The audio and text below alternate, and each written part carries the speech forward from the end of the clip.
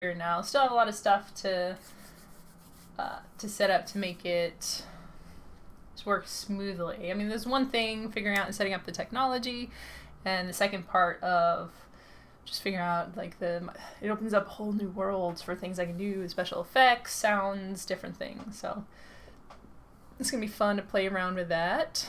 Senior Bob, welcome. Glad that you like my new toy. It's fun. It's been sitting on our pile of to-do things, which we've been diligently working through over the past few months. It's just one of those things that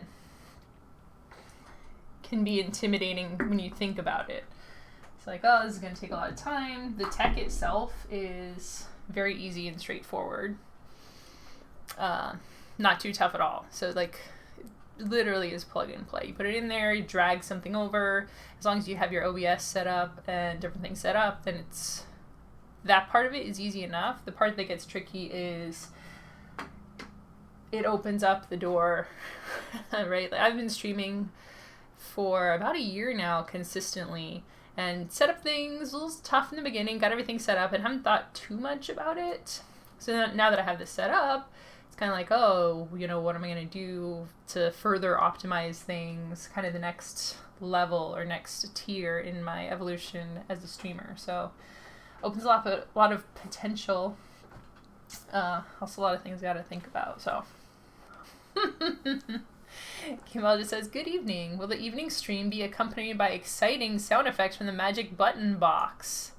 MSDJ stream. Yeah, I think people can click on that. I think it is with bits. The sounds are a little more set up for the magic stream because there's applause and there's sad music that plays if you do the rip button, but the chat is capable of going in there and pressing those buttons. And we should actually, with everything being set up, yeah, I have the desktop audio set up now, so it should be good. I'm gonna put magic up here just for a second. We're not gonna be playing magic. I'm gonna launch it because hopefully this will show because it has sounds to it. And if that's playing, then all of the sounds should be good. Oh yeah. Yeah, look at that. Arena. Switch back and forth. Look how easy that is. Desktop audio? You gonna see it? Desktop? Yes. Hopefully you can hear that. Cool. Now immediately exit out of there. No time for playing games, only making games. So it should all be set up for the sounds to work if people do the bits and press the buttons. Again, slowly but surely. Testing new things, trying new things. Got a lot of been pretty busy lately, but taking some time to have some fun with it and make the stream even funner and betterer for everyone involved. Whoosh. I like it. Cool. So I hope everyone is doing well. Hope y'all have had a good start to the week. How am I doing? Yeah, I had a pretty productive week last week. We were working on Project H, mostly in the stream last week. Made some good changes to that. Didn't get a chance to test it on the design nights, but I did a personal test with Phil later that week. Made some tweaks to it. Might as well bring it up and take a look at that since we have been working on it here in the stream. What was it? I think we played around with a couple more powers. I got rid of one of the Heartbreakers, so they're still -3 points, and the Ultimate Loves are +3 points, but this way you're not going to have a total cancellation out. If you play all of these cards as secrets, someone's going to come out ahead, so that's kind of nice. I think I might have cut down on one of the Change of Hearts and done a few more of the face-up powers, because I want to encourage the using of those face-up powers. And I tried a few different powers during the testing. Switcheroo. In the past, you've been able to just swap the stacks as a base action, committed to making that a powers action. And then I'm just testing out a few different powers and playing around with that and seeing how it feels. So pretty happy with it. One of the things, if I come back over to today's document, I realize here is another place that I can optimize with my Stream Deck. I am fiddling around over here, but if I set up scenes for the different windows, I'd actually be able to press a button just to get between those. So that's something I can work on.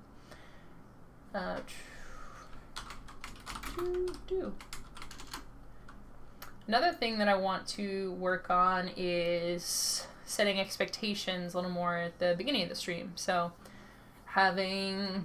explaining the kinds of things I'm going to do, if anyone has any feedback or directions they want to go to, and then working through those things a little bit at a time. So it gives a little bit more structure, helps manage expectations. I think that could be a fun thing to try out. So,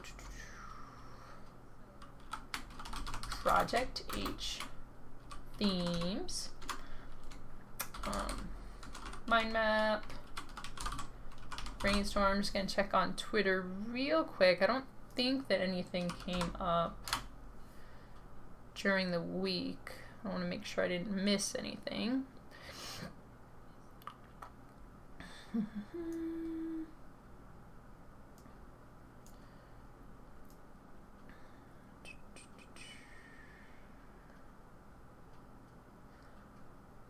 Ooh, we were rolling some dice 4 days ago.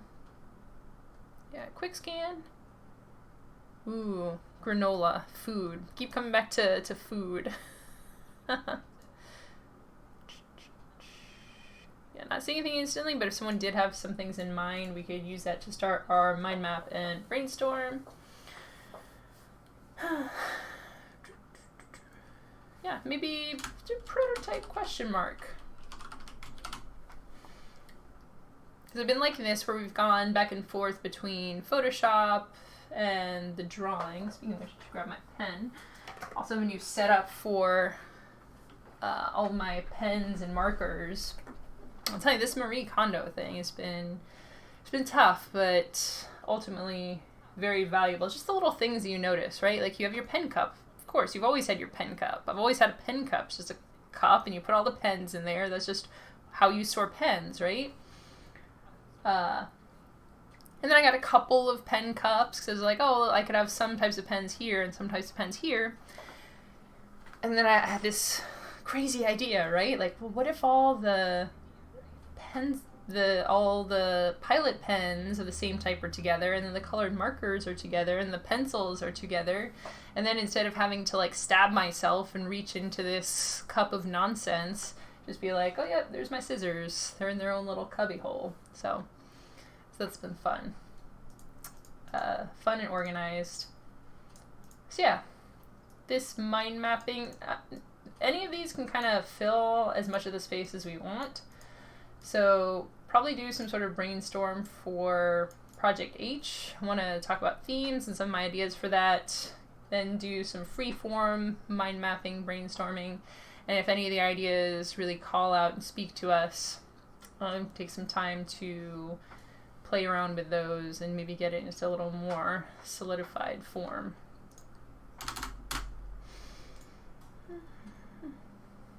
Topic idea. How to split your time between gaming and designing. I like it.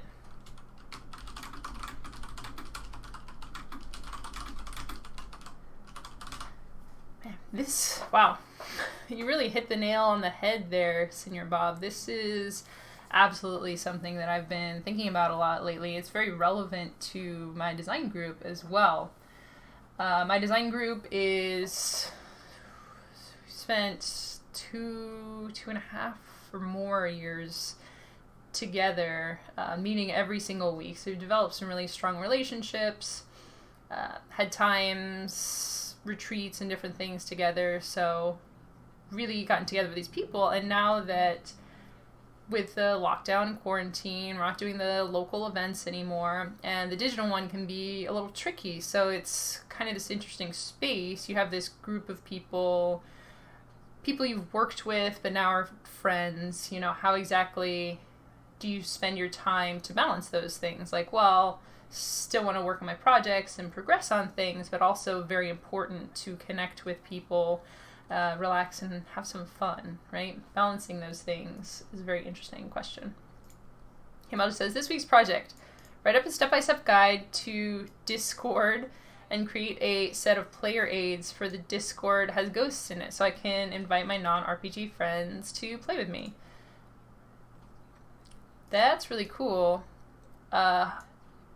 If that is something you'd be up for sharing, I think that would be very helpful and valuable. I've been doing Discord so long. The remote playtesting people, I will definitely say, if you've been in both the Discord groups, they're very structured. They have everything very well organized. They have bots in there, scheduling. Our Discord is definitely a lot more low maintenance. It doesn't have all of the bells and whistles. I kind of just assume that people hop in there and know things like, how do you go into a voice channel? Where do you chat? Everything from the technical aspects to the societal aspects of it, or just the mores, the unspoken rules. You know, if some people are on a voice channel, can I just hop in there for playtesting? You know, we have the table channels, and it's generally expected but not really stated that you don't just go to a table and start chatting about different things, because it can be, it's just like if someone's playtesting a game physically in a location, you were to walk over and start chatting with them, it can be a little bit distracting. So kind of all the rules around that, there's systems we build up and don't always explain to people. I believe it's incredibly valuable to write some of that stuff out, speak about some of that stuff, because it's a lot of it is even social stuff, right? Like when you go to an in-person design event, it's not always explained how you're supposed to behave up front. And I think that's hopefully something, you know, positive that comes out of all of this, is taking some time to think about, like, we're in new spaces, we're in digital spaces, and we have to re-examine a lot of our beliefs about what it means to enter a space, leave a space, share a space, open or close a space. I think we can learn a lot about how to just do that better communication, be more explicit about things. Senior Bob, I for one don't know Discord etiquette, exactly.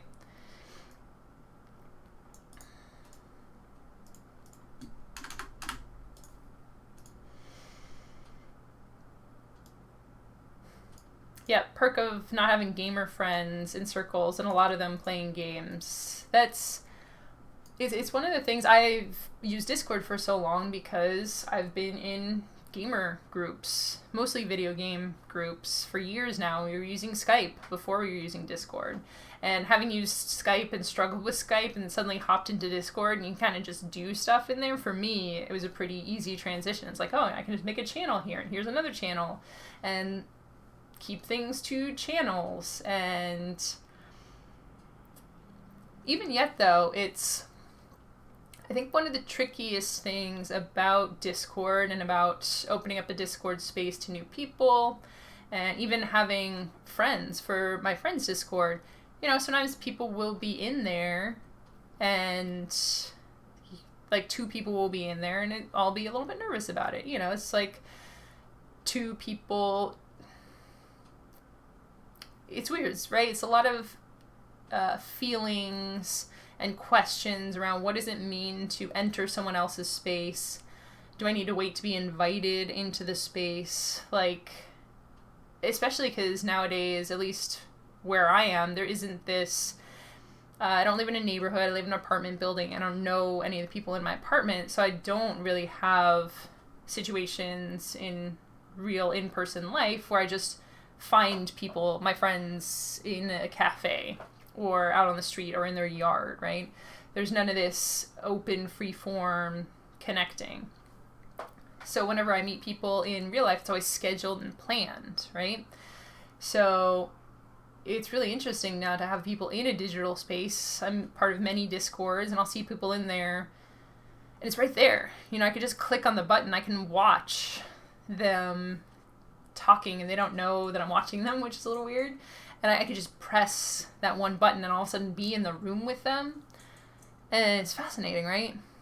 You know, should I do that? Maybe they want people in there, or maybe they would feel a little weird if I just hopped into what they were doing. So that's definitely one of the big questions I have, and I want to make that friction, smooth some of those rough edges a little bit, because I think even, you know, if you have a Discord, it isn't always right to just jump in and chat with people. So organizing it, you can do a lot of great stuff with voice channels, having different named ones, like just a lobby. We've renamed our playtest, it was digital playtest voice channel, now it's digital playtest lobby. So it gives a sense of, oh, anyone who's hanging in there is kind of open and ready to chat and engage. There's a lot of little things you can do, but I think there's definitely still some work to make it easier. Be like, hey, yes, encourage, and for our actions and our behaviors too, right? I say whenever someone does pop into a Discord, have one or more people to act as greeters who actually say like, hey, yes, you are welcome here. If someone comes up late, they're not just hanging around trying to figure out what to do. Yeah, there's a lot of stuff going on there.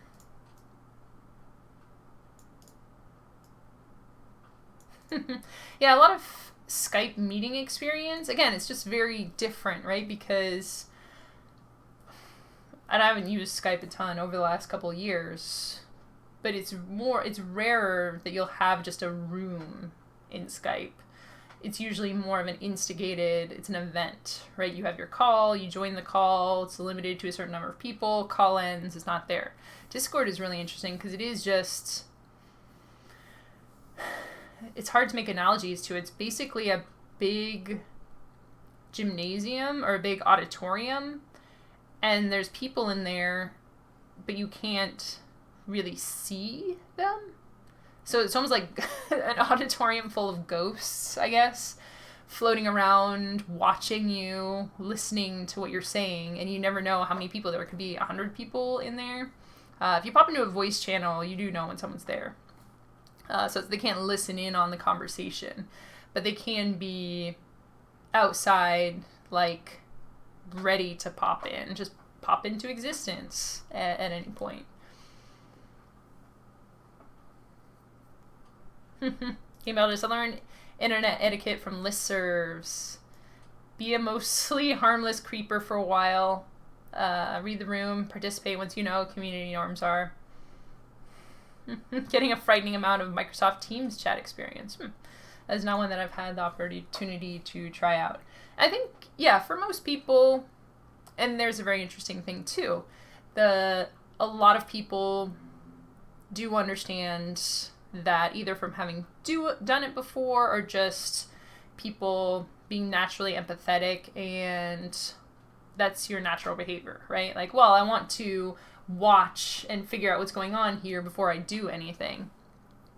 But there's a lot of people who don't have the experience or have social things going on where they're not as good at reading social behaviors, and that's a very tricky thing and something that you have to work with. And another reason why I think a lot of the communication and having a lot of this be spoken versus unspoken is very valuable, because if you're in a physical space with someone, there's a lot of cues, eye contact, you can see, have a conversation one-on-one. There's a lot of things that you can do to kind of manage and understand how someone is reacting to a group. But if they're just there and they just pop in, you know, you don't necessarily know. It's like, is this person trying to not follow the rules? Are they being a jerk about something? Or do they just not have as much of a capacity and capability to understand these little, or experience, you know, it can go either way. They've just never done this before. So and add on top of that, just tech issues, right? Like I keep asking this person a question and they're not answering me. Do they not want to talk to me, or maybe their microphone is off, right? So it's been really fascinating.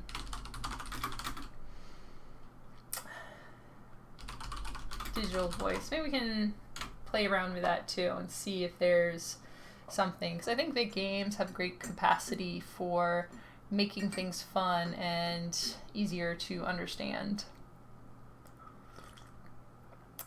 So that's why I like to make a lot of games around real world stuff.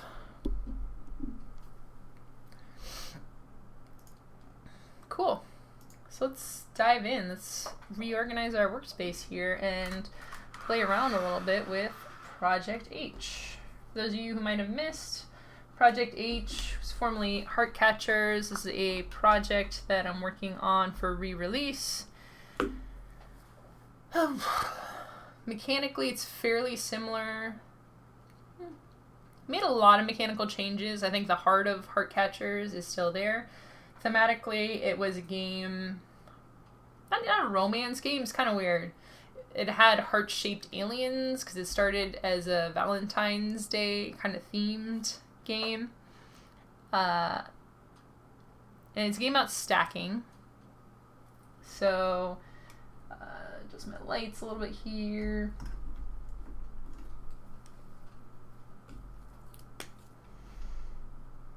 How's our notebook? It's pretty good. Project H. I'll be moving my notebook too so that y'all can see a little bit easier. Going back and forth with the notes up here as well.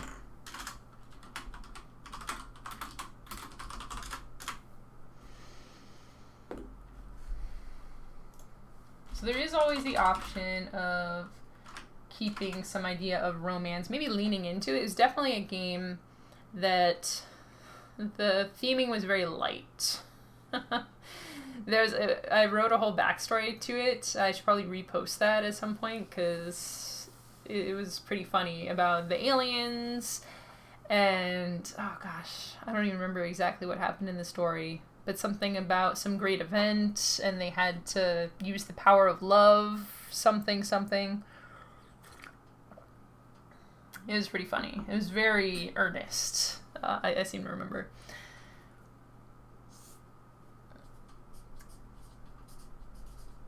Hearts and... So I'm a big believer in themes for games. It's really interesting because I actually played chess. I played chess earlier today with my friend Javion for the first time in 10, 15, 20 years, who knows. It was really interesting, actually, because for all of those years, it's been intimidating for me. I was actually part of the chess club, weirdly, in high school. Long story. So I did get some chance to play a fair amount and to practice the openings and the end games. I was reading a book at one point. But I never got into it enough to get past that original intimidation. But playing it today, I realized it's just a board game. I've played so many games over the past few years.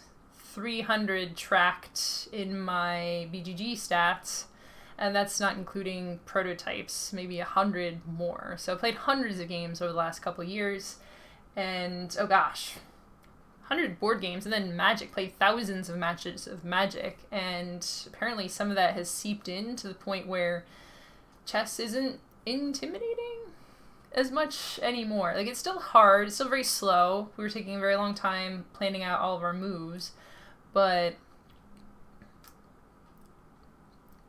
yeah, it shares a lot with, I played a lot of other abstract games, Onitama, played Hive, played The Duke, a lot of other things with this very abstract movement placement sort of a thing.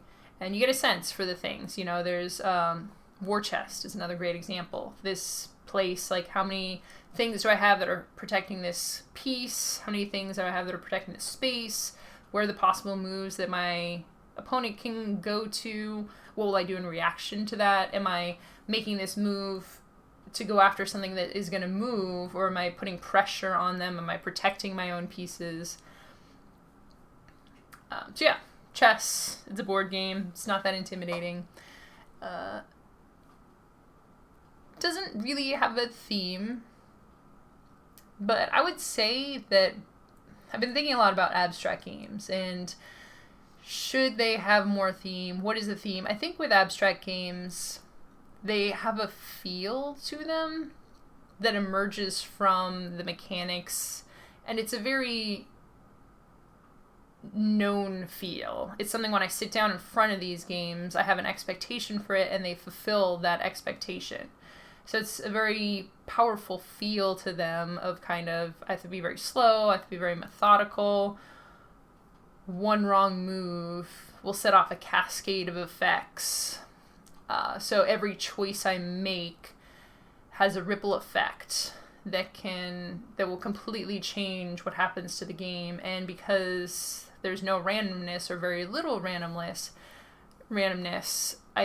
if I do take the time, I can kind of see where all these pieces are moving, and I need to have a very strong sense of what my opponent is doing and what they're thinking, what their goals are. Usually it's very mirrored for what I'm doing, so put myself in my opponent's shoes. So if I move here, I'm going to open up this space. So it's a very spatial feel, a very cognitive setting for the game. So yeah, that I go back and forth a lot between theme and game feel. In the past, I've leaned more on theme specifically and really encourage people to have theme in their games and have a theme that informs the mechanics, because that makes for generally a better game. But I would amend that to say it's not just theme. It doesn't just have to be theme, but theme / feel or feel to it. You know, and it's a little tough to explain this feeling of feel, because it's not exactly emotional. It's not like, oh, I feel mad, I feel frustrated, I feel bored, I feel annoyed. It's more like, yeah, setting up the expectations for it. Is this going to be a game where I can make any choices and not really be punished for it because there's a lot of randomness, like, oh, I can go over here, I can do this, where a game feels very open and very forgiving, very generous? Or is it a feel like, oh, I have to be very careful about my moves. If I make a mistake, it could lead into this cascade effect where I won't really be able to recover from that. Is it kind of a back and forth between them? You know, I have a lot of resources, kind of a cyclical feeling, like I have a lot of stuff to spend right now. I have a lot of options, and now on this turn, I've kind of spent all my stuff, and now I don't have as many choices. So this feeling of prosperity and then lack, more of a cyclical. I need to come up with a better word than feel for that, because I don't know if that's something that really makes sense as much to other people. But basically what I'm trying to get at is when people are playing certain types of games, if you play a lot of games and you put something in front of people and they're looking at the pieces and you're explaining the rules to them, they kind of build up in their head their expectation of what this experience is going to be like. Experience really comes down to experience and expectation. Expectation. You set out a game with a huge board, it's got all these components, and you're setting up armies, and you're setting up markets and resources. I have an expectation that I'm going to have to make a lot of decisions. I'm going to have to take in a lot of information. You set up a board, like a Go board, right? I've never actually played Go before, so I think it starts with none of the pieces on there. But you have very few. Even checkers, I think, is probably a good example too. These are the pieces. I can move in these certain locations. As the game progresses, there can be some more complex things going on, but in general, the thing I can do is very simple. And in order to make the game interesting, potentially win the game, I need to think very carefully about these very simple options that I have.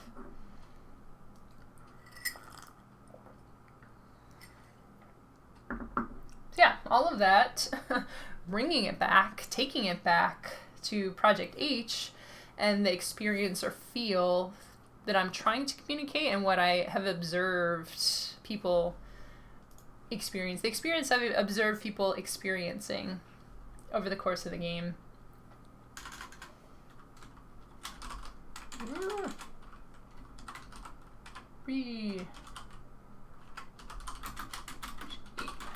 What do people experience?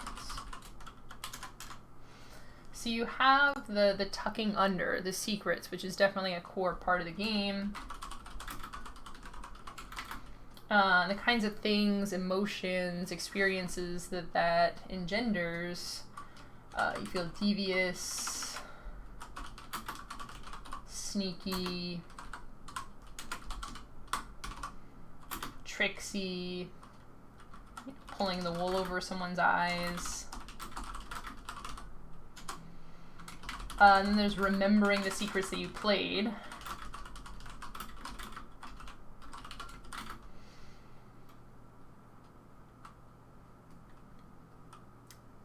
So you can either feel really smart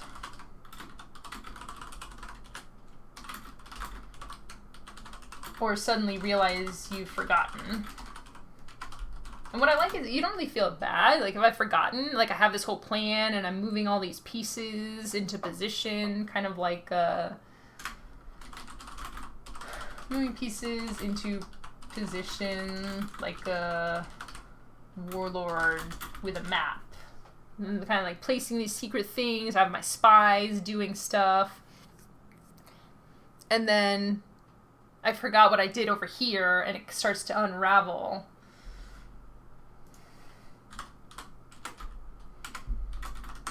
Plans are unraveling, and now I have to think on my feet and try to salvage the situation. Or another player messes with my plan. So I had everything set up perfectly, and then someone moves something. Now I have to react and adjust. So I really like having that in games that I play, where I can make a strategy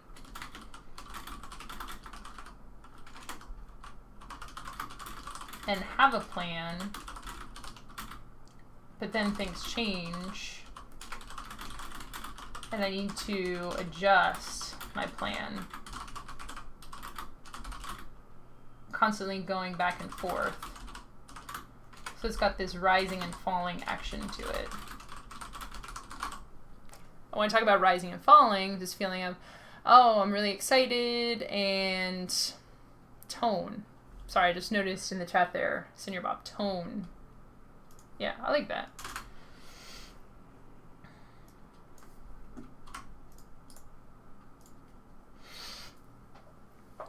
Rising and falling action is like, oh, my plan's all coming together. I drew the perfect card. Now I have the combination. I'm ready to do this thing. Oh, no, they moved this thing over here. Shoot, and this has a cascading effect where this is going to go over there. How am I going to salvage this? And then rising is like, okay, well, I have this other card. If I adjust things, I'll be able to move this over there. Okay, I can totally pull this together. Oh, no, what was I doing over here? I forgot what was happening. Shoot, now I got to readjust my plans. So this kind of experiential sine wave, I guess I'll say. That's my new game design term. Or maybe just wave.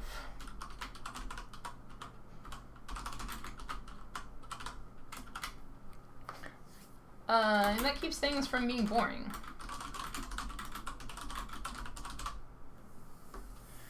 And not that you need to have this kind of curve in your game, because I would say for a more interactive game.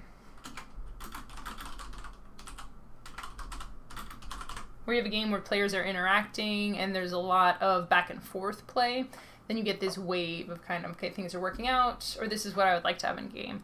Because in an interactive game, if it's not like that, if it's just like, oh yeah, I'm doing my thing, nobody's really done anything, it doesn't matter what other people are doing, it's more like a flat thing, I think I would say. Yeah, it doesn't matter, oh, they did a thing, oh, that's fine, you know, I can just keep doing my thing. Then that's not really interactive, right? If you're not having any effect to your experience based on what other people are doing, then you're not interacting.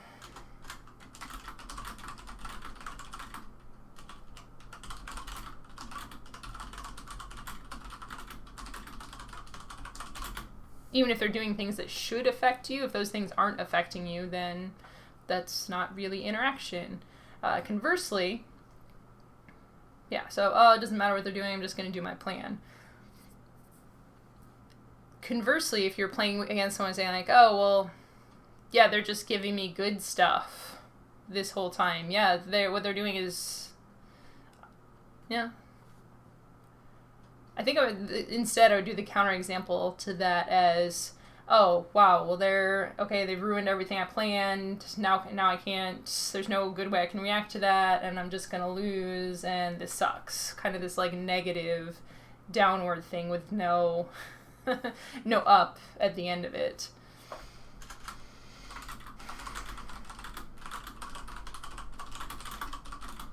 And always messing with your stuff.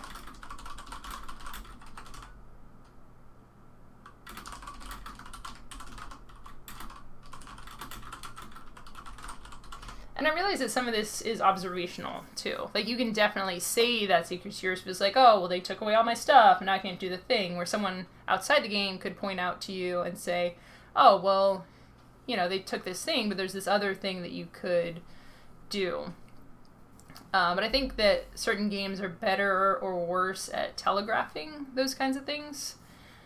So part of it can be on the player, but part of it is also in the game itself. You know, how much does the game make me feel like I have this rise and fall? So you want to feel, it's a very tricky balance to get. You want to feel like you're powerful, every player in the game, feel like they're powerful at certain moments, and then feel like they're less powerful at certain moments, and they come back and they're more powerful.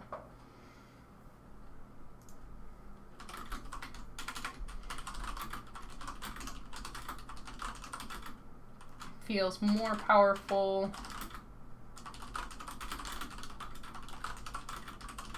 over the course of the game. You have more options and fewer options.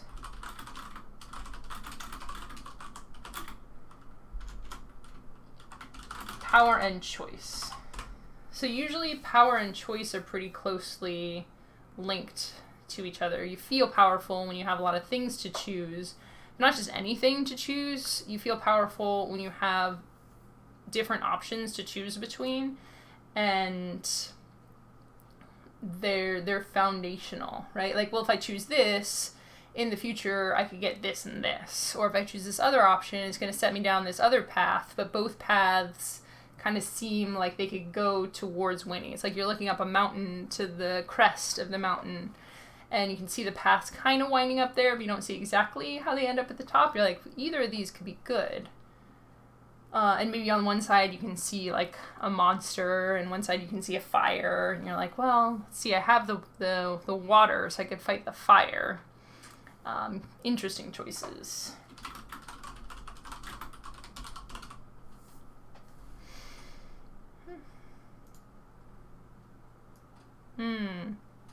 Describing the line between the D and the A of the MDA framework. Don't comment. I'll have to look into that again. I always forget exactly what the breakdown that is. Passing notes in class might be a possible theme, but the nature of that could be kind of mean. Yeah, if the notes are about other people.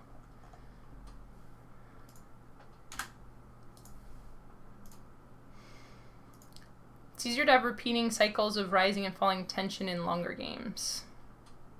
Yeah. Shorter games, usually single rising tension cycle. And that's what I like about Project H. I don't want to speak too highly of my own games. I think it definitely still needs some work, but your fortunes can change so rapidly. Like with the sliding of a single card, you could have on your side, oh, I put 2 ultimate loves under here, and there's a bunch of cards on top of it, and, this whole stack is like 10 points for me. And someone slips a single card underneath that pile, all of a sudden like, oh, what if that's a change of heart? Then this whole thing is going on their side, and maybe there's a Heartbreaker on the stack on their side, and all of a sudden there's this change of fortunes, a huge swing.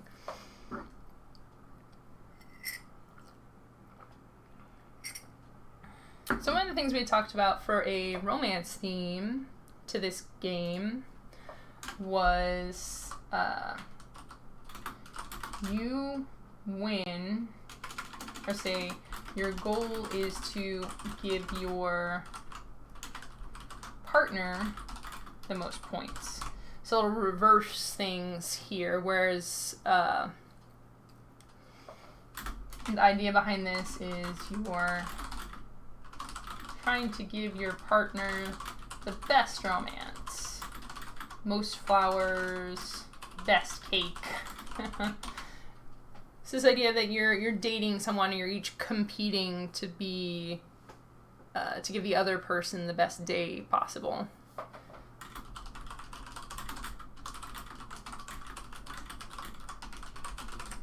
I still like this idea. It might completely fall apart in testing.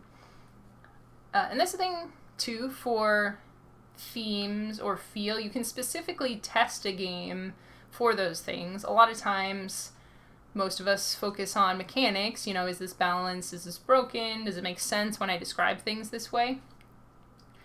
But you can also, if the theme doesn't seem to be working, or if the game is at like 75%, and no matter what you do, you can't really push it to be more interesting or more exciting, playtesting, switching out themes. Make it be a circus theme, or a underwater theme, or robots, or just,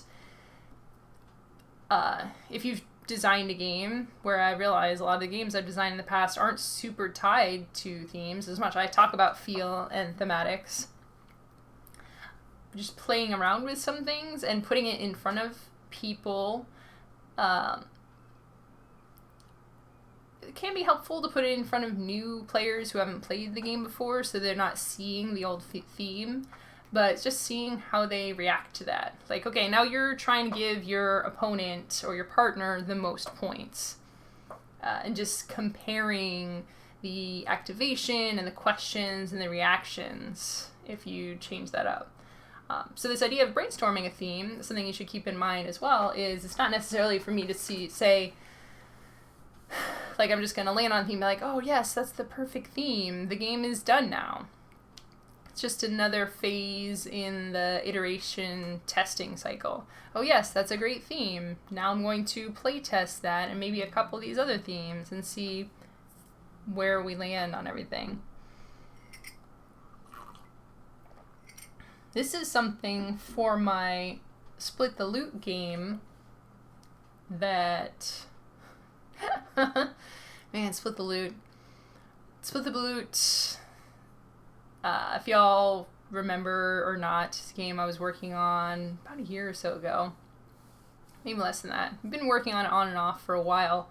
Original version is just treasure, right? I just wanted to be about something that was very compelling for people. It's like, oh, I get a bunch of rubies and pearls and diamonds, and now I want to have certain sets of things, but for the most part, I was just like, yeah, sure, I will take some fancy cursed skulls. Why not? What could go wrong? The game was, like, from the beginning, pretty satisfying and compelling, but wasn't quite getting there. So I tried out different themes. I was thinking about maybe having it be a candy thing. It was bowerbirds themed at one point. You were trying to get certain sets of things because as a bowerbird you wanted certain items were more compelling to you than other items, or certain collections were more compelling to you.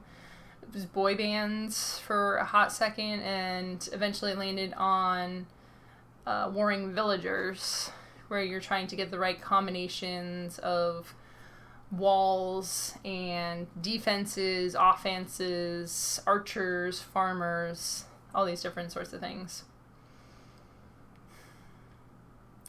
Still didn't quite come down. And now I'm thinking about Split the Loot again. It's like, man, I want to make that work.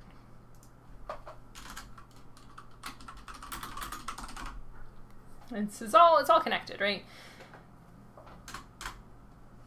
So the reason I'm discussing this in terms of Project H is, when do you know when the theme is right? What does playtesting different themes tell you about your game as you're designing it? So, quick overview, Split the Loot. You have a hand of cards. The numbers changed over time. You give a certain number to the people on your right and your left, and you keep a certain number in front of you. It's got a deck building element, so at the end of each round, you collect your cards, shuffle them up again, and then you're getting new cards infused, so you have a little bit more to work with, and you're deciding. The interesting moment in this game is looking at your hand and thinking, okay, I want all of this. What do I want more than other things in my hand? And just trying to make those choices really interesting. Gems, bowerbirds, warring.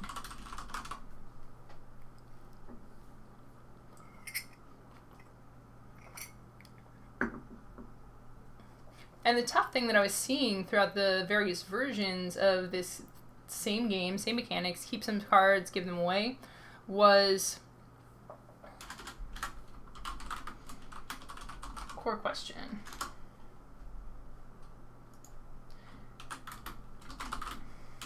How do you make everything desirable? So I pretty much always have to make tough choices. I think it's, how do you make everything desirable using different metrics in different ways? We're going to make a little sidebar into Split the Loot. I think that this is going to help inform. We're talking about themes for Project H. I like to talk and think about this stuff a little bit because, you know, you can just look at the mechanics of a game. If a game doesn't have a theme, you're trying to put a theme on there because you think it should have a theme, as most games should. You're just like, well, this is a game. What is it doing mechanically? Project H. You're putting cards face up. You're moving piles around. You have 3 piles. I have 3 piles. We always have that number of piles. And then I'm hiding things underneath the piles. I'm mostly manipulating mine. You're mostly manipulating yours. But there's a little bit of back and forth across a border.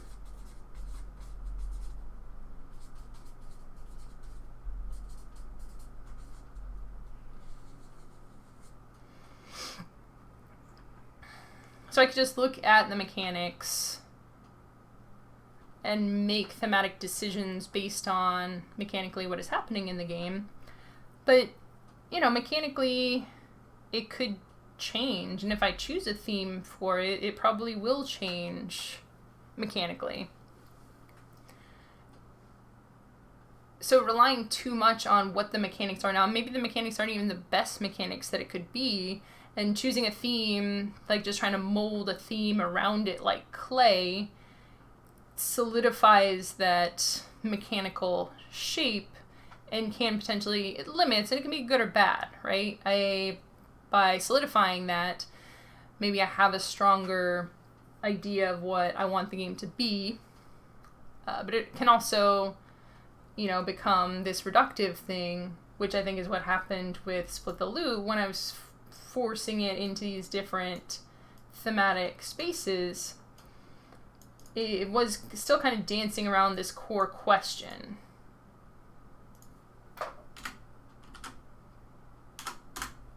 Which I still think there's an answer to. It's something that's always kind of in the back of my mind, because I think the question that's in the back of my mind is this a cool mechanic that is eventually going to fit a bigger game? You know, you're splitting stuff and there's a lot of other stuff going on in the game. Or can this be a fun, light game, which is my instinct, because I've had people play this game and it's so quick and fast and plays with up to 6 players, which is great for this sort of a game. You don't necessarily need a huge deck for it.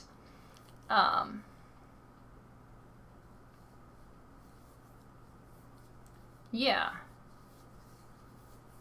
So instead of what I had been trying, and this is a trial and error thing for me as a designer, I tried to put it into all these different themes, thinking that if I just hit the right theme, the game would feel right. But after putting all these different themes on it and trying to smash theme and mechanics together, it never got quite to the point of answering this core question, which is the heart, the soul, the fun of what this game is I have a hand of 3 or 4 or 5 cards, keeping them in different combinations. Because the other thing is, too, when you shuffle your deck together, you can look at it, you can kind of remember it, but there's a little bit of a memory element of, like, what is the things that are in my deck right now, and what do I want to keep and give away to push that in a direction. But what I really want is, you have your hand of cards. This is it. This is my gesture, hand of cards. And I can just look at that hand of cards.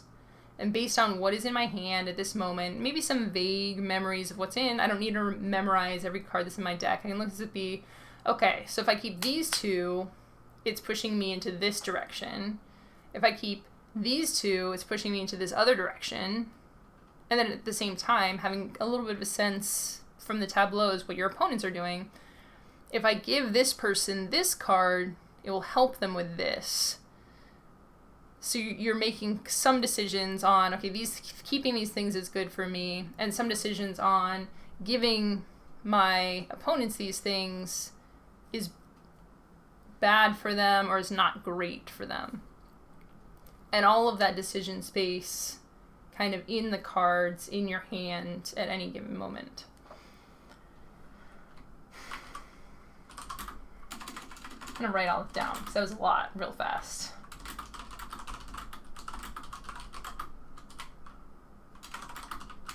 It will benefit me in way 1. These other 2 cards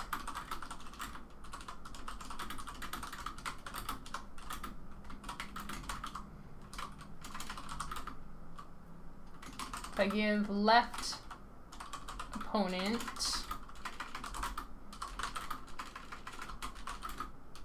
card A, it will hurt them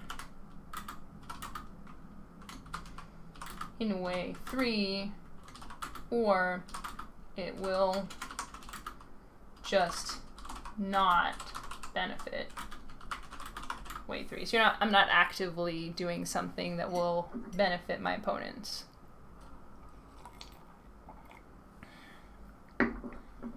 This is actually really helping me, because as I was saying all that, I just had a thought.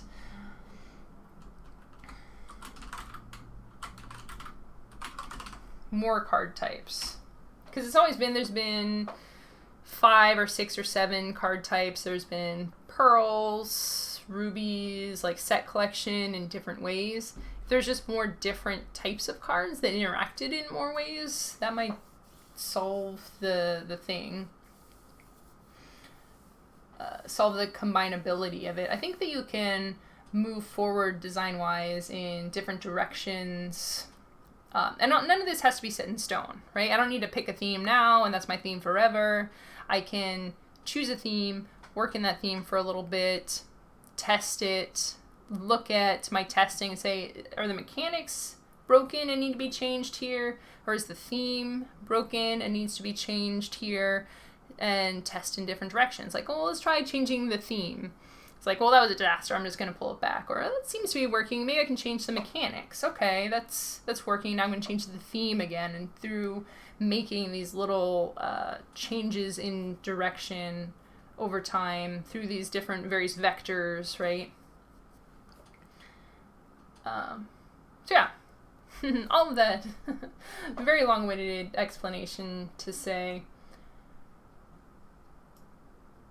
I think what I really want from Project H, and now talking about Split, I want to go back to Split the Loot and work on that a little bit. Maybe after we do our more general brainstorm. This, I'm going to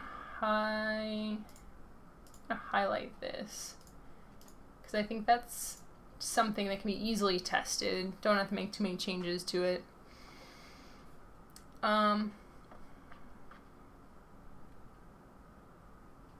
Passing notes in class. And now maybe if we just come up with one or two other things. Like, that's a good start. I don't think that will take too long to test. So I want to have a couple, such a small game. I think doing a lot of rapid iterations. It's going to be good. So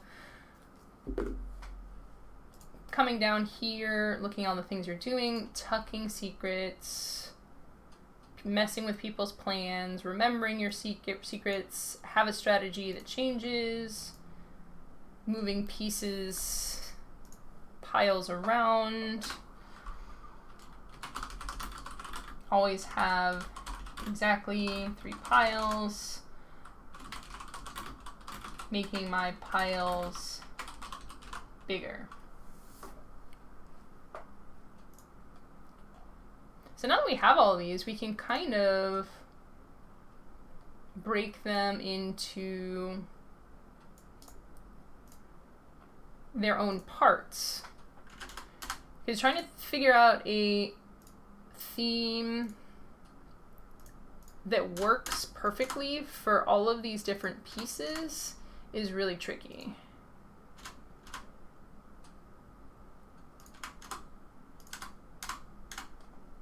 I think that's a mistake that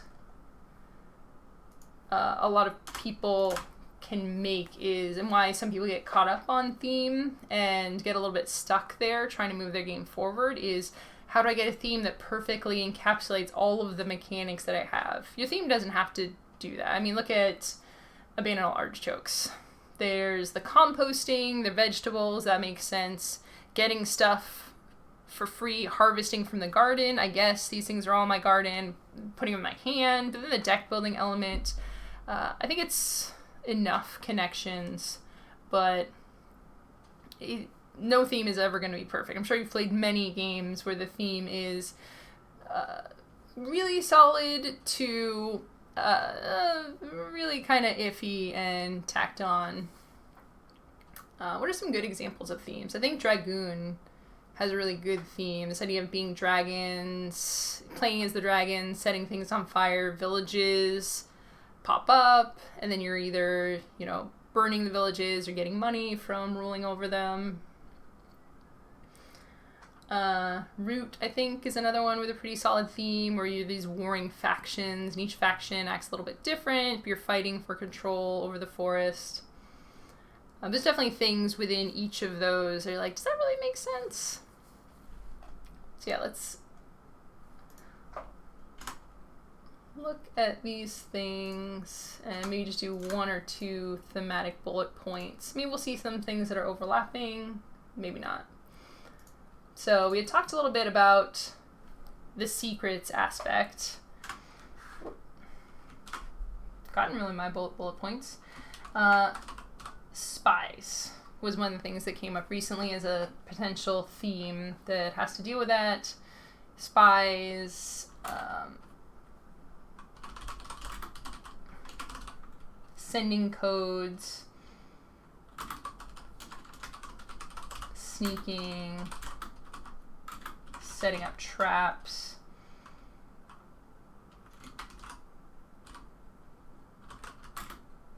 Partners, or maybe classmates. sending secret notes, letters, Valentine's.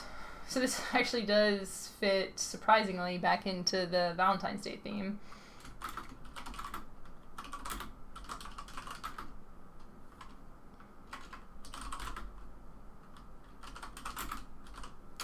Give people some messages secretly, or some Valentines, we'll say secretly, and some publicly. And that's kind of a fun one, right? Because we're talking about, I'm gonna press my button. Gonna work. We go over here to the different cards. All the stack abilities could be, oh, that gets a little bit mean. Sure. Like this could be flowers, chocolates, etc., etc.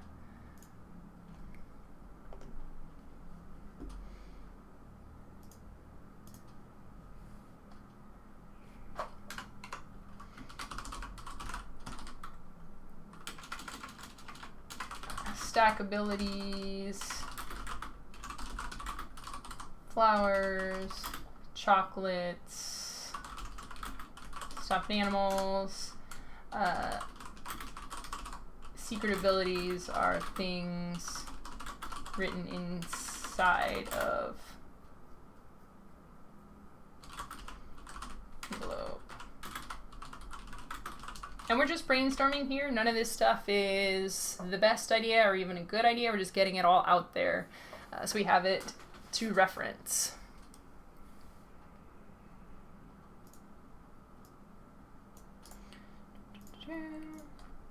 And copy over, Senor Bob, your great suggestions for Split the Loop. 'Cause I know you've been here since the beginning, seeing this evolution over time.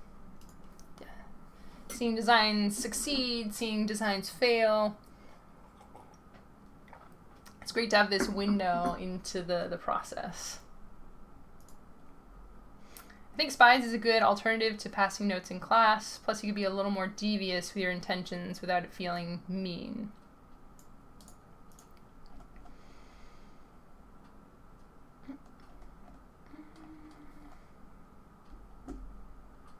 And I'm just going to add this here. Okay. So let's lean into the Spies a little bit. So your face up stack abilities are, so switcheroo, where you're moving across the border, right? You could have an actual border here. Border crossings.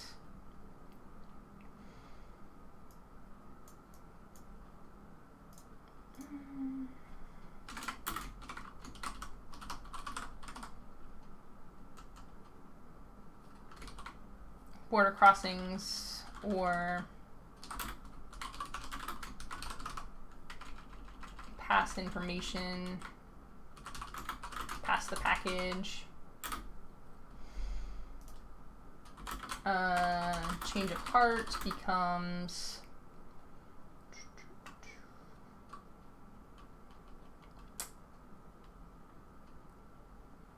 change of heart, lost my train of thought. Double agent, that's what I was gonna say. Double agent.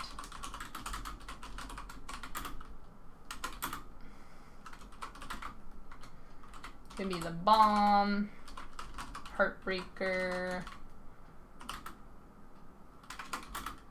save the day,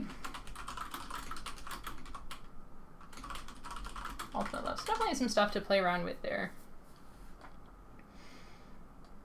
As I'm coming up with the different potential themes for this, I do like to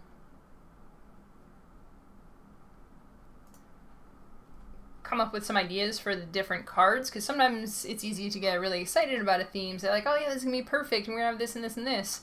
And then when you actually start to think about it, we're like, oh, that doesn't make sense. So coming back to...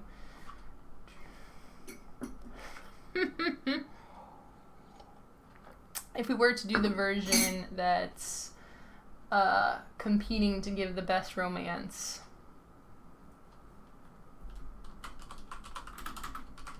change of heart could just be change of heart.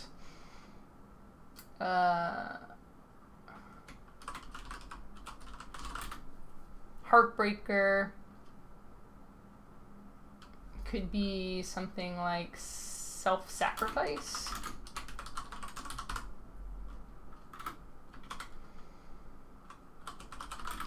Maybe you did something for someone that's not your favorite to make them feel better. Ultimate love. Never loved the name of ultimate love.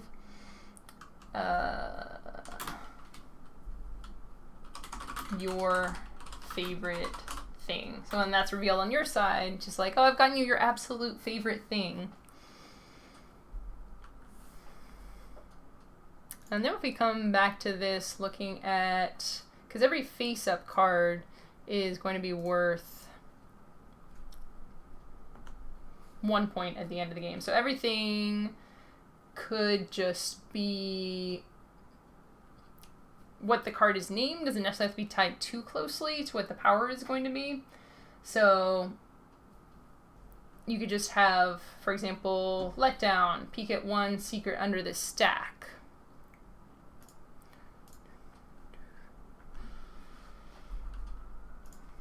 That could just be the chocolates, right? Box of chocolates. The peeking thing, that kind of makes sense too. Box of chocolates.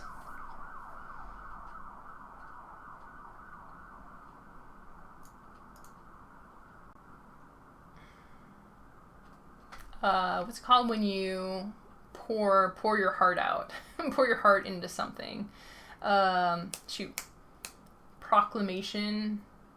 Confession. Yeah. Insight. Look at your opponent's cards.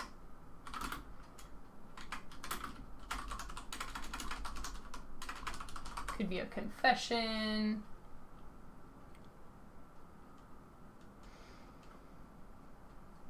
Upheaval. The stack becomes the secrets. It's like a reverse fortune.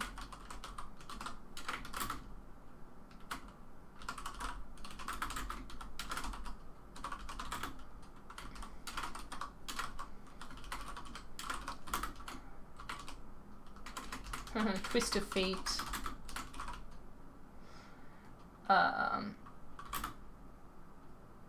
Yeah, so if we're saying that this is giving someone presents, right? Like, oh, now you have all these presents. Now I'm going to give all these things to you.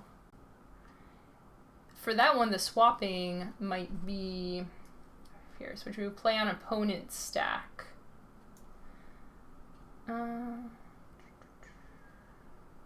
Letdown, box of chocolates,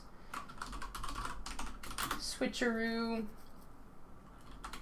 play on your side, give this stack to an opponent,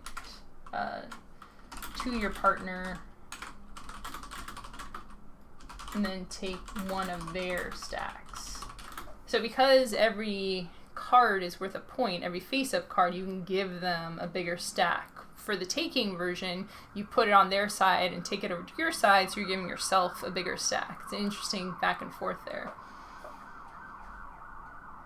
So you play on your side, give this stack, so that's a mechanical thing. Ooh, that could also be self-sacrifice.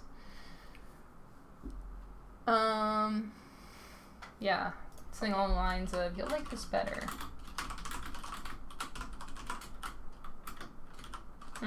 No, you take this. You get the bigger piece of cake. Yeah, those kind of things. Action for the romance theme. Make a mixtape. Oh, that's so cute. I love it.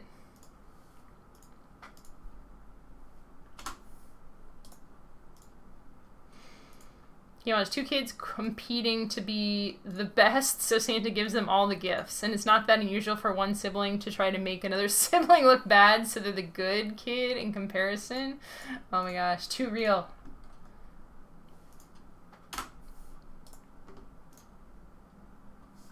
Yeah, oh my gosh, just like leaving candy wrappers out, making messes. Blaming other sibling for things.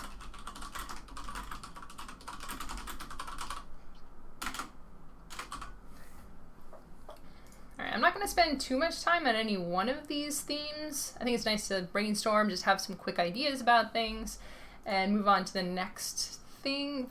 Part of this brainstorming process is not getting too caught up or too married to any one idea, and instead being able to go back and forth between them and just let the ideas flow. Alright, so we had come up with some ideas for this tucking and secrets.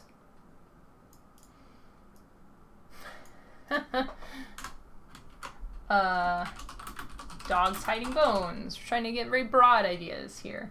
So what are the things are secrets? Come back to the Santa gift giving.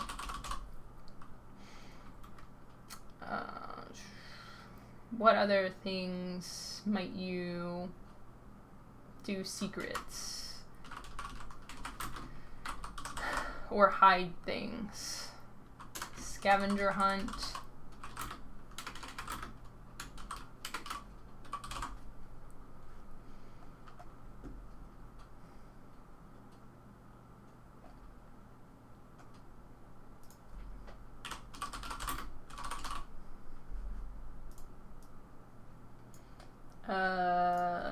Leprechaun and gold.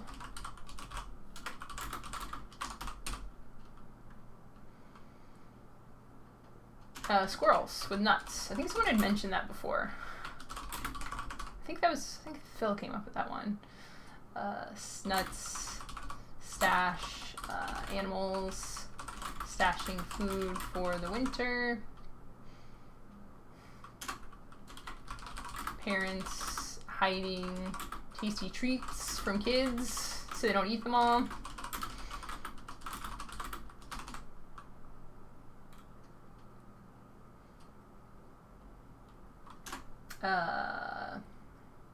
Magicians hiding things, being deceptive, dueling magicians.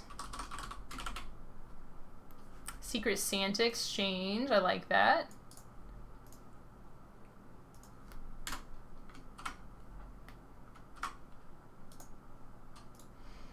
I had a great aunt who hid her cash in her furniture as she got older as a security thing. She said her kids fought about who'd inherit the various chairs and mattresses and whatnot she owned. I mean, it's definitely a way to... It's kind of morbid, but, right? Like, make the process of dividing up your estate or cleaning out your estate a fun thing if there's just a little cash hidden around, because otherwise it can be a very stressful and sad process.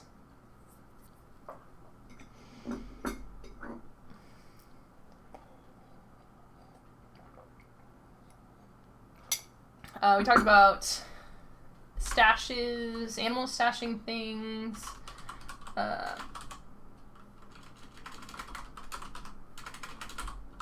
travelers, or humans caching food, maybe post-apocalyptic. Geocaching, we've talked about on the show before. It's a very fun theme that should have more games. Parents hiding trick-or-treat candy, yeah.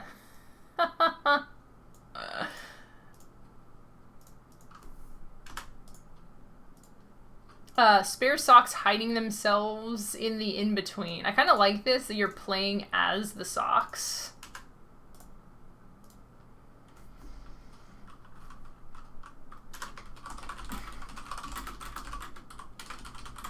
For inanimate objects.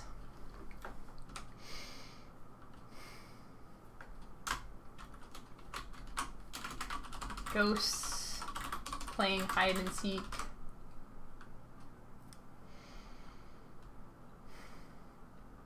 Mary Poppins stashing everything in that bag of hers. Do bag of holding.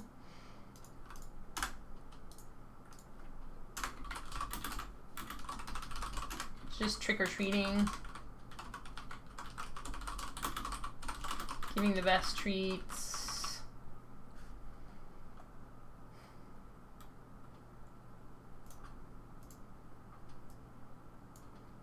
Pirates hiding treasure. He was gonna come back to pirates and treasure.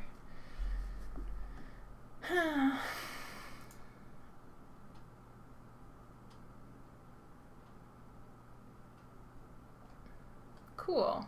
That's a pretty good list to start off with. I think a lot of this, like you're talking about remembering secrets or someone messing with your plan. I think a lot of these themes would also work for that.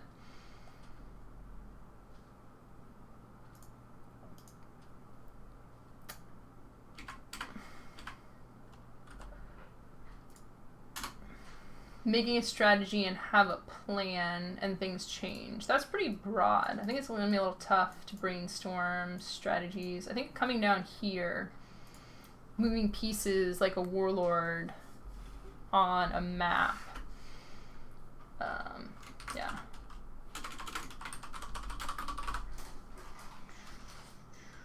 And having the 3 piles. Planning where your armies will go,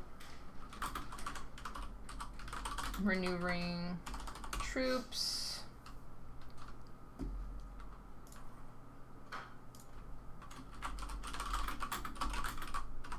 building up your troops, building up your candy stash. Acorn woodpecker. Holy crud. Repairmen go to fix broken antenna. It explodes with Squirrel's 300-pound stash of acorns. That's a stash. Jeez. Oh my gosh, and it's just like raining out of there. Oh, that's the best. Some kind of animal had stuffed the antenna with over 300 pounds of acorns. Experts don't think a squirrel is behind the job. Acorn woodpeckers... They cause mass property damage, so they make a hole and put an acorn in there. That's so cool. I've never heard about that before.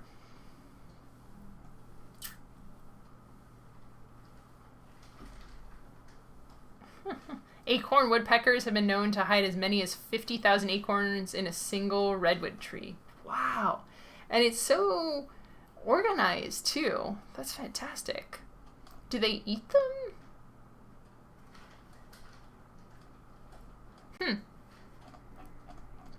That's a really good share. I like that.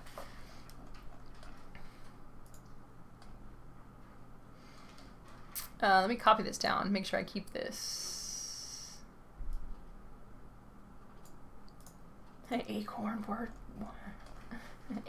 woodpeckers.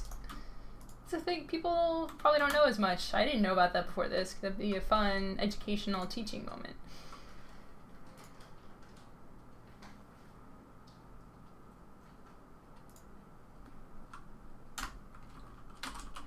Bigger stashes of food for the winter.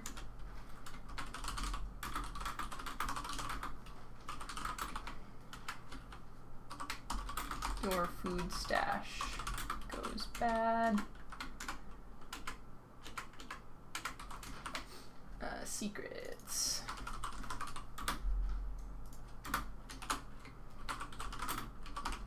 Bumper horde.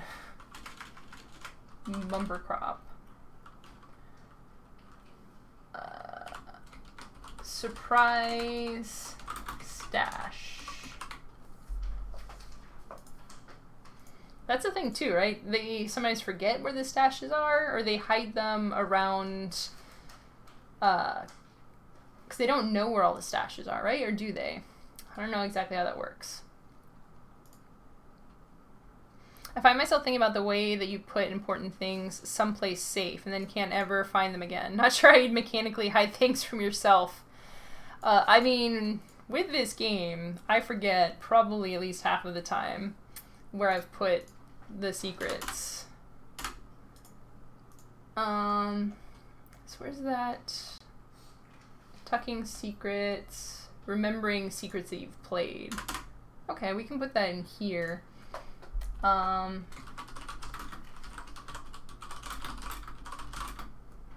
You're organizing your things, trying to remember everything is, so an organizational game.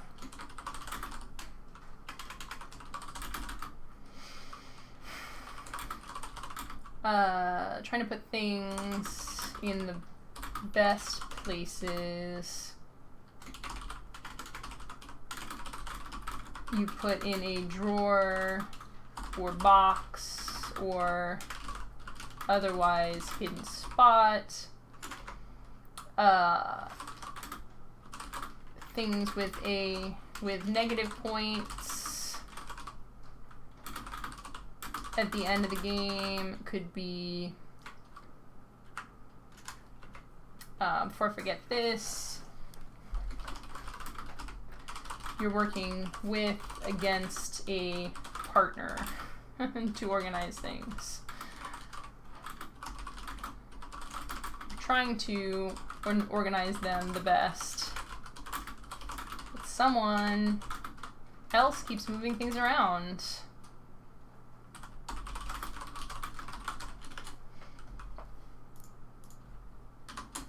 So this could work thematically because you could have powers, an expired bill gone to collections. So if you put that face up, you know exactly where it is, but if you put it face down, it expires and then you lose points for having to pay extra. So an expired bill could be Heartbreaker.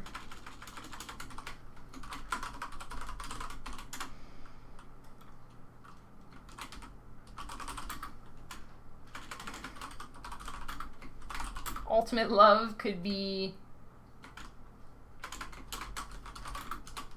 Stash. I just love the name of that.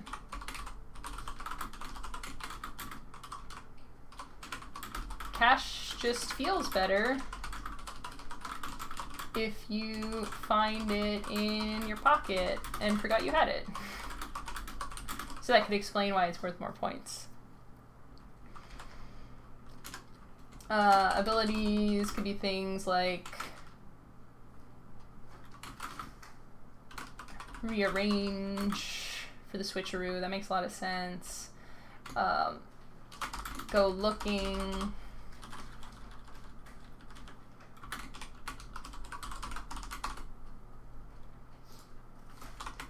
For insight.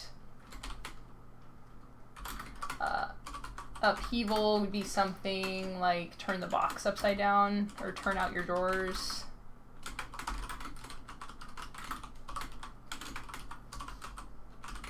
So what exactly would this be thematically? An organizational game.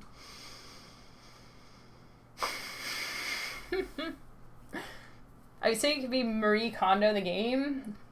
I really want to make a Marie Kondo game. I should have done that. I realized in the recent Ludology episode we talked about the IPs we'd want to make games about. Marie Kondo. Marie Kondo is what I want to make a game about. But that's more about throwing things away, so I don't know if that really fits.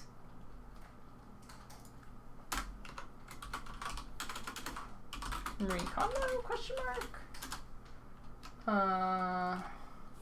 Organizational, personal organizer. Let's get organized, because it's more about you and another person trying to organize your shared stuff.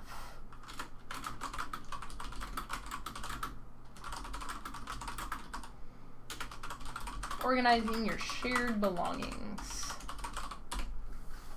which can be a very great, cathartic, and fulfilling process, but if not thought out, I think that's what this game is thematically. If you don't discuss it and communicate what you're doing, then it can all fall apart.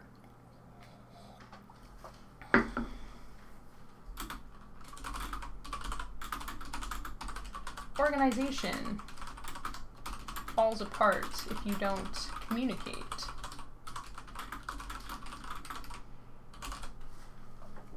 And then how is it competitive? It would be competitive. Organizing, which is a little weird. Competitively organizing your shared possessions. That's a little weird, it might work. The squirrels pay the acorn woodpeckers to collect them. Yeah, that makes sense.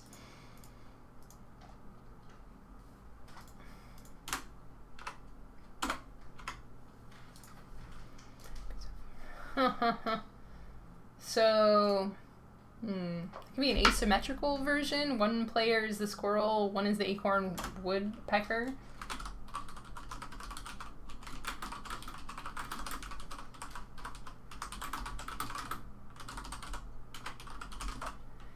So I just, do the acorn woodpeckers eat the acorns?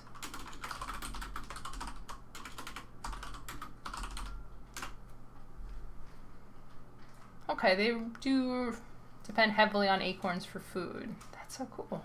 Man, just learn such cool things. I've seen some research game biologists, as always, coming through with the perfect clutch information. Some research showing the ability of a few species to remember where they cache food. They generally do fairly well. Okay. Trick is that they aim to cache a lot more than they need. That makes sense. So extra can go on to be food for other species. Germinate and grow.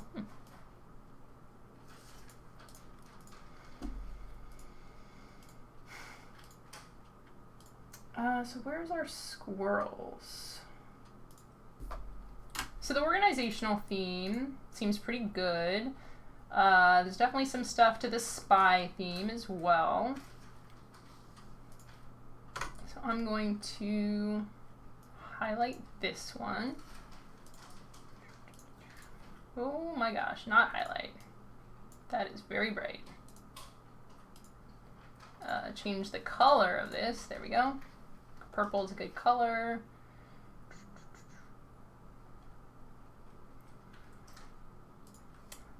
So storing your stuff could be a good theme because you're aiming to remember where things are. That's your goal.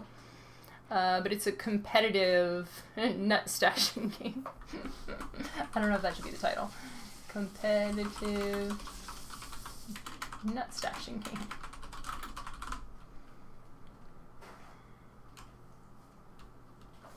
And maybe that's because you have your own caches and you're stealing or claiming other caches. That's something I'd definitely be interested to find out. Do squirrels or other creatures have their own caches that they fight over, or do they generally share them?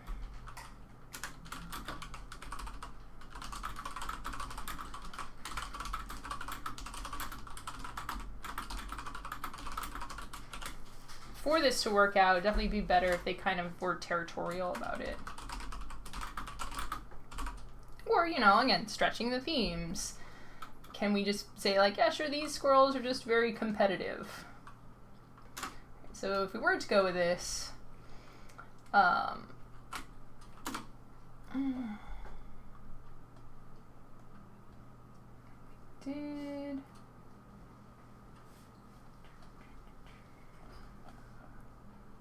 feel like I've been thinking about so much. I was like, I feel like we made some more notes about this.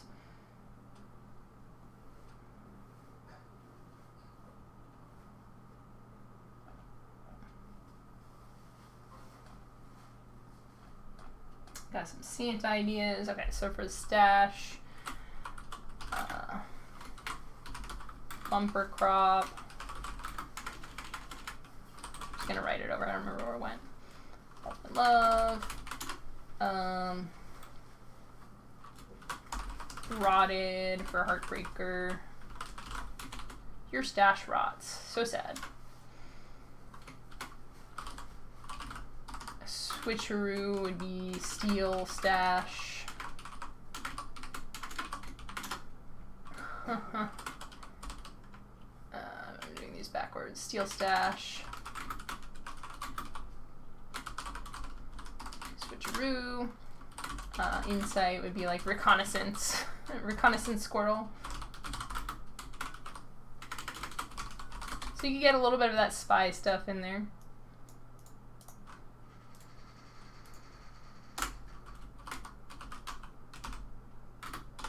Upheaval would be like, I don't know, you have 2 stashes, your like stack, and then your hidden thing, and it somehow gets turned upside down, topsy-turvy, like tree fall.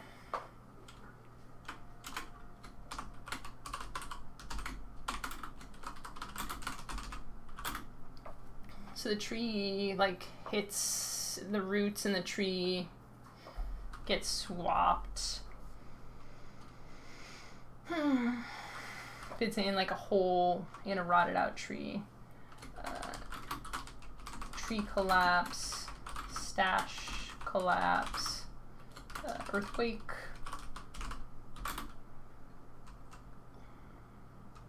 Landslide, something along those lines. Cool, kind of like this. Squirrels are fun. Squirrels or other stashy type creatures. Superstitious homeowners hiding saint statues in the yard to bring luck or help sell the house. Ooh.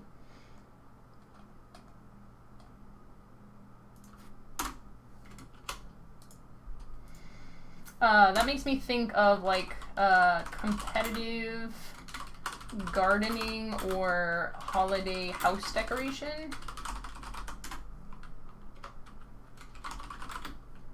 You're sneaking lawn gnomes into their perfectly curated garden.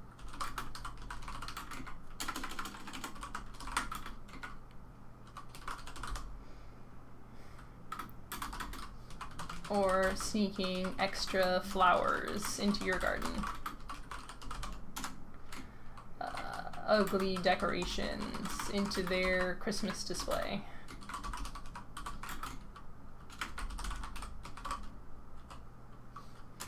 Could be asymmetrical too. That's what's fun. Like maybe the mechanics will change. One person wants very classic decorations.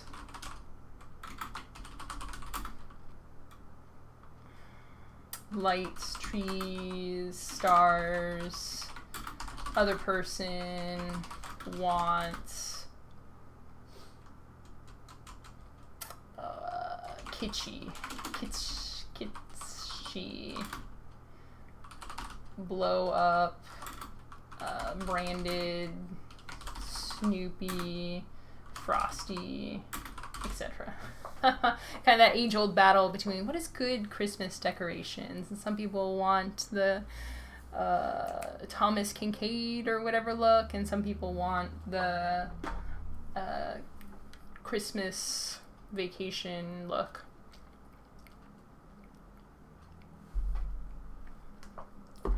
Ooh, cash raid. That's a good term. Senior Bob, I love that.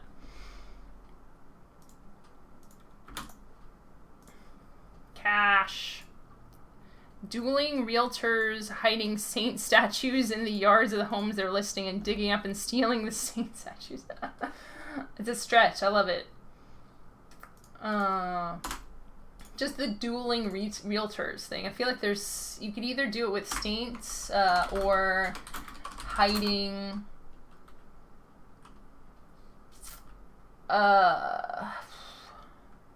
inspection violations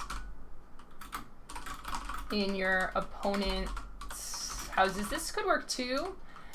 Each player has 3 houses they're trying to get the most money for.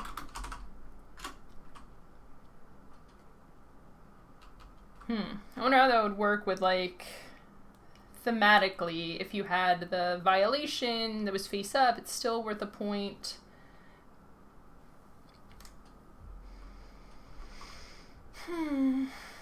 Maybe it's a feature But if it's not revealed, then it ends up not being as good. Like, hey, this has a in-ground pool. That'd be hard to miss. Yeah, in-ground pool or a basement. Basement. If it's revealed, it's worth points. But if it's hidden, people get mad.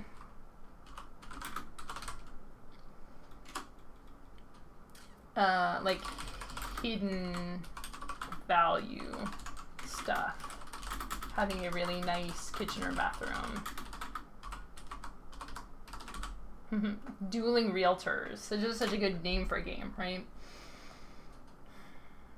Kitchen or bathroom. Abilities could be like send the inspector. Send the inspector. Inspector, raid, zoning, something, official, visit, steal someone's house for sale. I don't know. It's a little bit of a stretch, but there's some fun stuff there. The story behind using a Saint Joseph statue to sell your house. I love Senior Bob was like, is that a real thing? And King Ball just like, hold my beer. Yes, of course it's a real thing. That's amazing. I love that. Lightning, the tree burns down.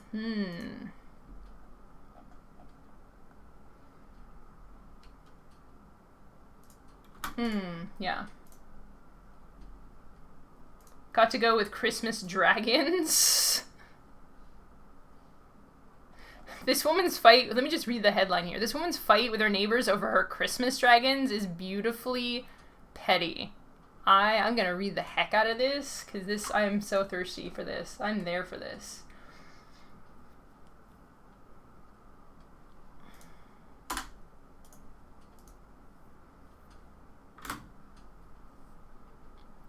Alright, so we've built out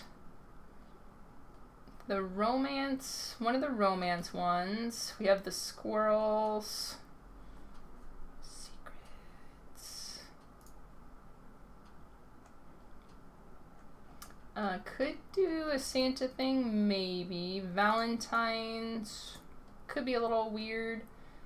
Squirrels.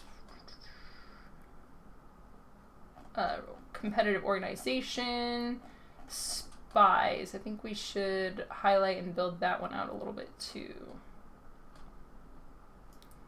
I think there's some good stuff in here. Oh, wrong button. Wrong button. Too purple. Must go back. Perfect.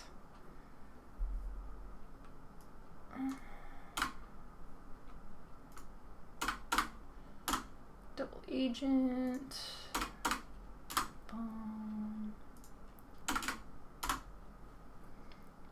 Cool.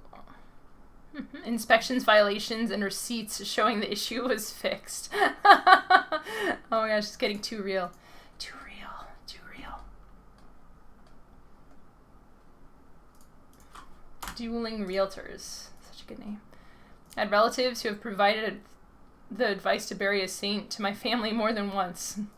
Got to hear a talk from the lawn dragon lady at Gen Con last year. She revels in the story. Revels in the story. Oh my gosh, I love that. I want to read it right now. It's so good. Yeah, an asymmetrical version could be fun. Those would be some big changes, but like, you're not assigned a role at the beginning of the game. Cards are dealt randomly? Delty.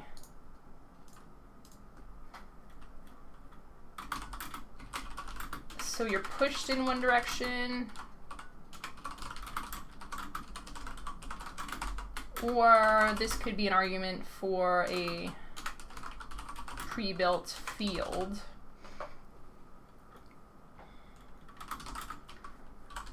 So neither player has a direction in the beginning. As the cards are played, you're pushed towards or choose to go towards being the classic or kitschy. Kitsch, such a tough word. Kitschy neighbor. Cool. Santa's sleigh used to be pulled by dragons. That's a good point, Senior Bob.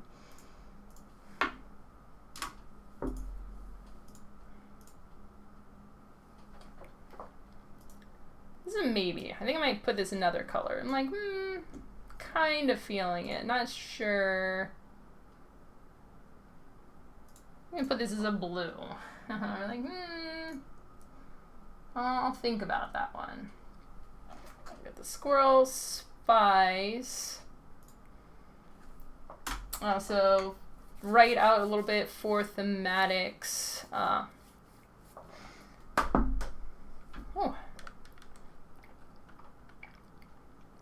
Talking a lot today, getting so thirsty.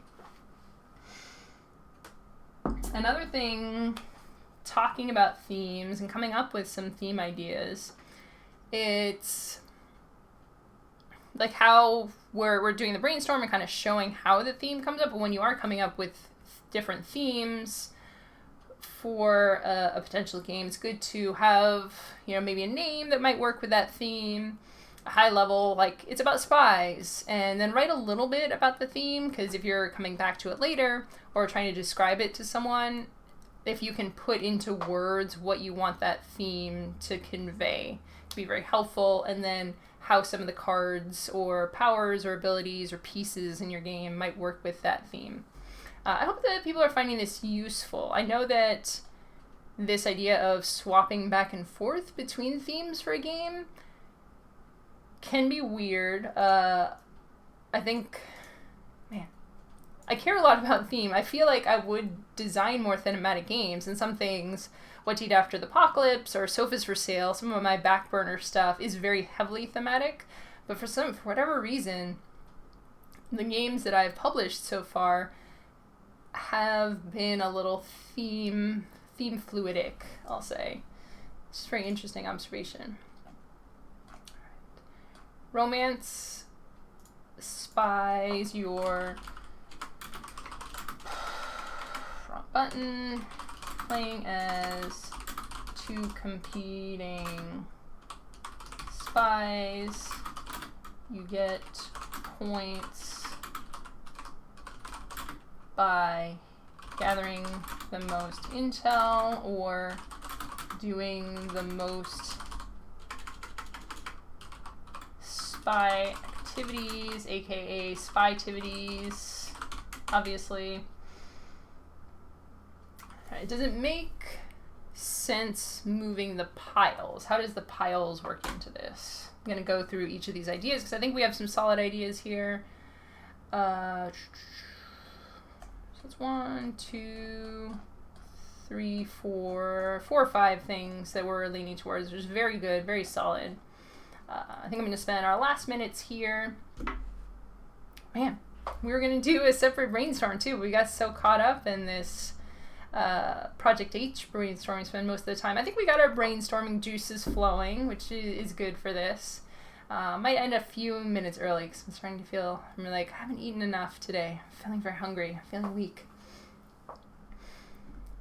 Alright, so I'm just going to go through each one of these and talk about, build out the idea a little bit more, what the different aspects are, make sure that we have proof of concept that these themes are going to work. Piles represent information packages that you're stealing, information intel packages.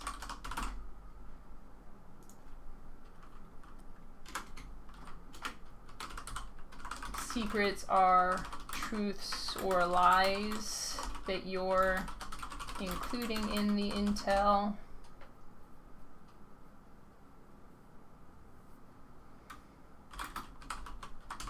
traps you're laying that will catch a spy off guard.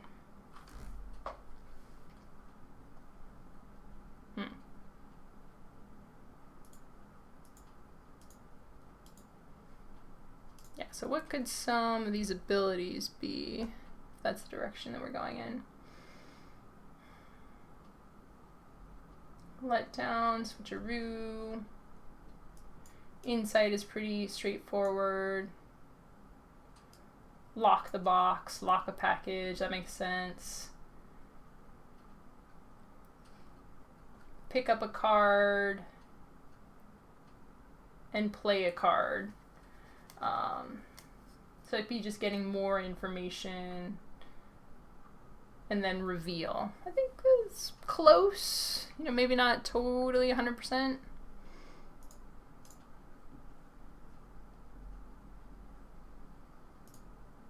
Industrial espionage spies, each trying to steal secrets from a third competitor and each other. Oh, I like that.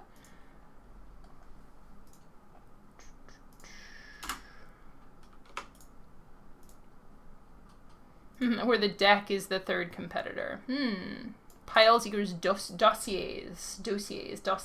Yeah, got some good stuff here. Patents or schematics. I like that too.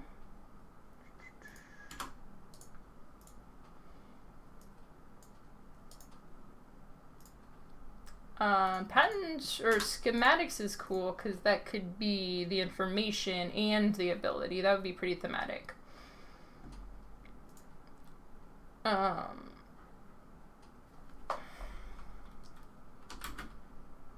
So for a schematic, it could be exchange schematic or like internet exchange protocols. Protocol schematics. And upheaval could be information rerouting.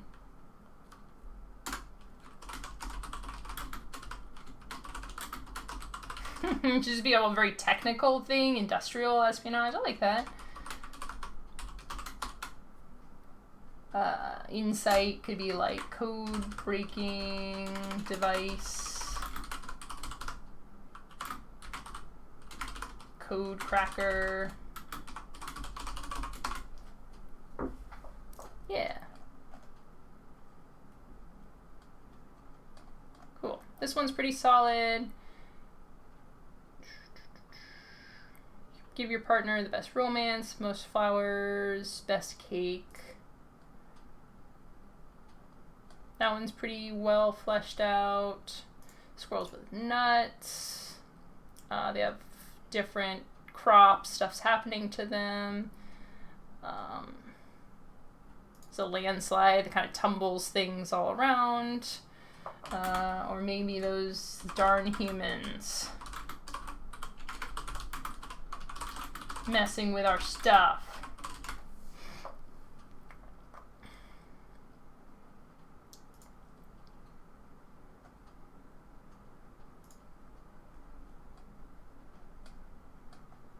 Competitive gardening is a little iffy.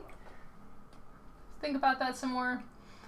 You're organizing your things and trying to remember where everything is, and then the competitive organization. Yeah, cool. I think we got some good stuff here. Yeah, I've got a lot of pages of information. Talked a lot today, wrote a lot, didn't get quite to the prototyping stage, but we have a very solid framework for it now. Sometimes, I think you never know when you start talking and brainstorming and working on projects, sometimes it all just clicks together. You're like, this is the perfect one, I'm going to go in this direction. And sometimes it's very beneficial to open things up, open up your mind to new potentials and new opportunities. Now that we have these 4 or 5 different themes, it's another reason why I like working on smaller, lighter games, especially for something like this, where kind of could go in different directions, tone and theme-wise. It's going to be pretty straightforward to mock up 4 or 5 versions of this game and test it with different people or different groups. Maybe test a couple with the same group, as long as people are open to erasing the previous feel. That can be a fun test. Again, this game takes 10-ish minutes to play. If someone's very used to it, you can get lots of playtests in very quickly. So it can be great if people are open for testing the thematics, in addition to testing the mechanics. Like, we're going to keep the mechanics the same. We're just going to try 2 different tones for it and see how your game experience differs. I think that's a very fun and exciting thing to play around with. I think you can learn a lot about a game by switching up what you have for a theme.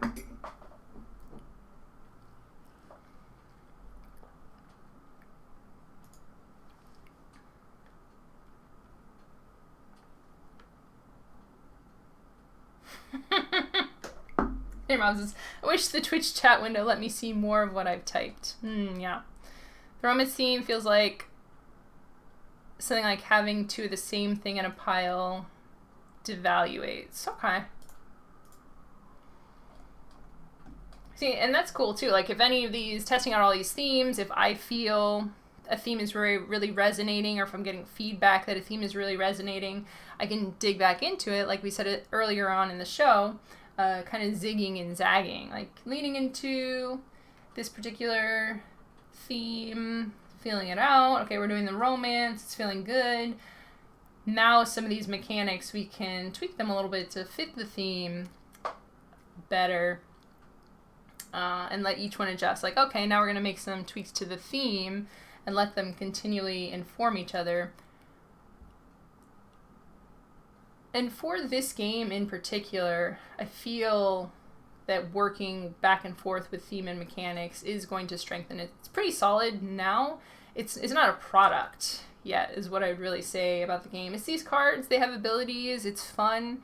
I think in order to make it more compelling to a broader audience, leaning into something fun and funny, that really just gives it that little bit of flavor, I think is really going to help solidify and finalize the design of this game. Because I think mechanically it's pretty close. It's pretty close to being pitchable. I've gotten some good feedback for the versions of the game. Through the different versions, had some people testing different varying versions and gotten good feedback that this is the best one so far.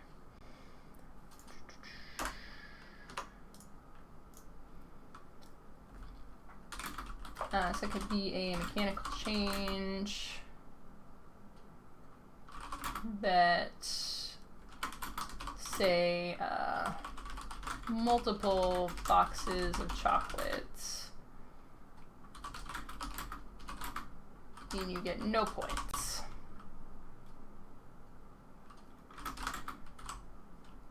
So chocolates in one pile.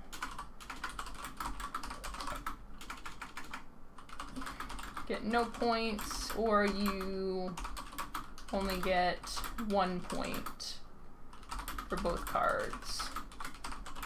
Don't get additional points for additional copies of the card. Alright, I'm about ready to wrap things up here. If you have anything else you'd like to add, type it now, or forever hold your peace. Don't actually hold your peace, just go on Twitter and tell me there. I'm always available, always open to new ideas and suggestions. Yeah, but a story, I keep thinking about talking about Valentine's Day and presents. There's definitely a point in which you can get too many things. I remember a time in high school where I was overwhelmed by gifts, and yeah, it didn't turn out so good. It's just like, this is too many. Shoot, there was a skit or something, or was it a TV show? Oh my gosh, I remember what it was. It was an episode of Boy Meets World. That's what it was. Oh gosh, where this girl was really into Corey, not Topanga. I know, right? and was giving too much stuff, and it was very obvious. It's like, it's a little too much, coming on a little too strong here. So yeah, I think that's a fun thing to kind of play around with and lean into. Did you say you like the idea of computer hacker keyboarding? Just in general, or for Project H? Because we were talking about... we're talking about patents or schematics. I don't know if you want this idea to go in here. I mean, in general. Oh, in general, yes. Oh my gosh, yeah. I think that's a very cool, interesting theme. One of my favorite movies of all times is Hackers. So I think that that's very compelling and something fun for people to play around with. Are you suggesting a second career? Just in general. Computer hacker keyboarding. Do you think that I should become a computer hacker? I cannot give career advice on this show. Only game design advice. And only if more suggestions. Less straight out, clear cut advice, and more just thoughts and ideas that I like to float around. The reason I ask is I know a video game is based on typing like a hacker. Oh shoot, there's a couple of hacker video games out there. I think there's some interactive fiction ones. I know there was a couple that I'd come across but hadn't gotten a chance to hacknet. Yeah, there's a few out there that seem like they would be really fun. Haven't got a chance to try them out personally. Well, cool. Thanks for hanging with me today. Thanks for hanging with me as I play around with my new Stream Deck. I think it went pretty well. Have some ideas how I want to set that up. If you have any further thoughts, feel free to hit me up on Twitter. I'm at Emma Larkins, always open to chatting design ideas. If you were inspired to come up with something because of what we talked about on the show, always like hearing about that. If any of these ideas are really cool for you and you want to run with them, then feel free to do that. I will never be able to make, like even for this, we came up with 5 design ideas. Never be able to make all these games. So I want more games to be in the world. I want you to be inspired to come up with your own stuff. Yeah. Keep telling me about your designs. I'm off to eat and then do some digital playtesting. Digital playtesting is open to everyone, so if you want to get hooked up with that, let me know. Yeah, until next time, I'm Emma Larkins. I've enjoyed being here with you, and I will see you around the table.